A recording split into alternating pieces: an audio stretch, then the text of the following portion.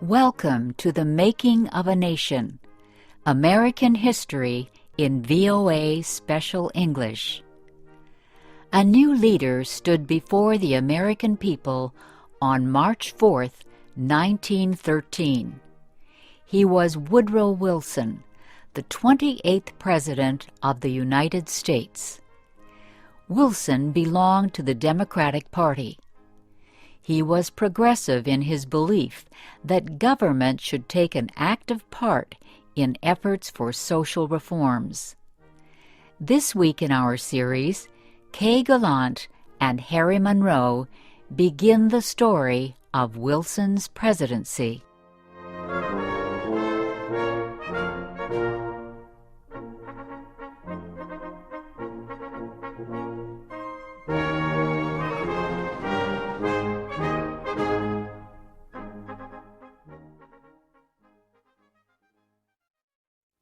Woodrow Wilson had spent most of his life at Princeton University.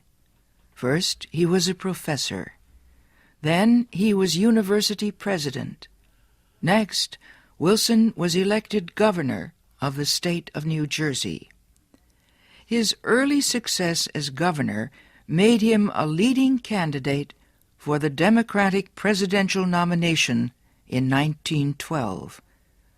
Wilson traveled widely around the country during the campaign. He made speeches to many groups. He tried to make himself and his ideas known to as many Americans as possible.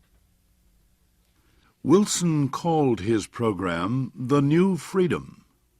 One of his campaign promises was to fight for better conditions for America's small business owners.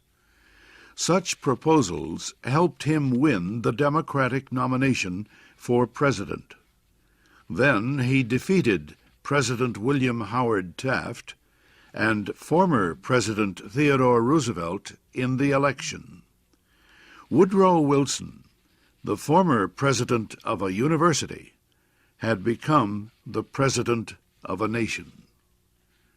The largest crowd in Washington, D.C.'s history welcomed Wilson outside the Capitol building on the day of his inauguration. He called on the American people to join him in making the country a better place.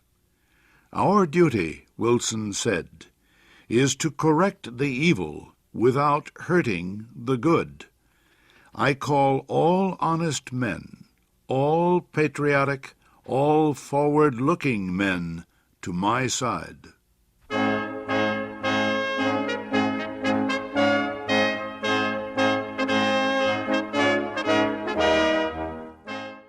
Wilson wasted no time. He immediately called a special session of Congress to act on Democratic campaign promises to reduce import taxes or tariffs. Wilson felt strongly about the need to reform these taxes.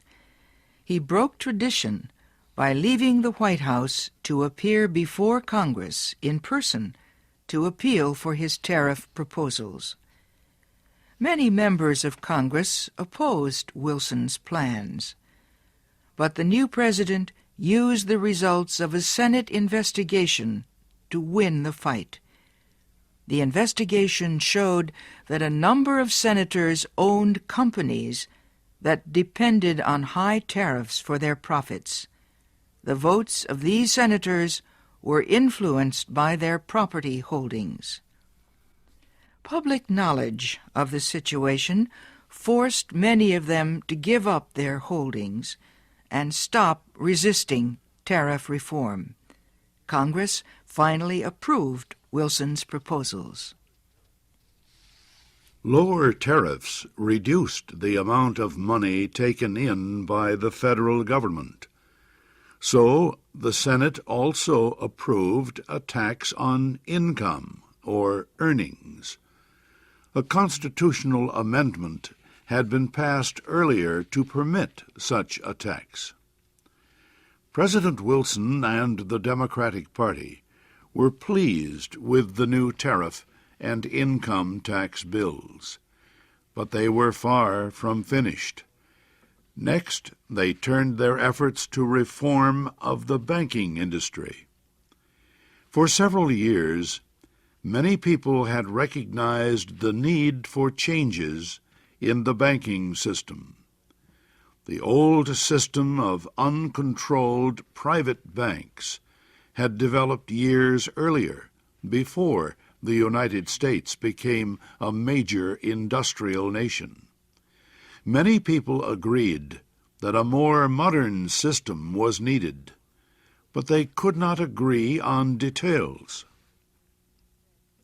President Wilson said control of the nation's wealth was held by too few men. He noted a report that said just 2 men controlled 10% of the total wealth of the United States. Wilson said the nation needed a money supply that could be increased or reduced when necessary to correct economic conditions. He said a method was needed to let banks help each other during economic emergencies. And, he said, laws were needed to prevent a few wealthy men from using the economic resources of the country for their own purposes.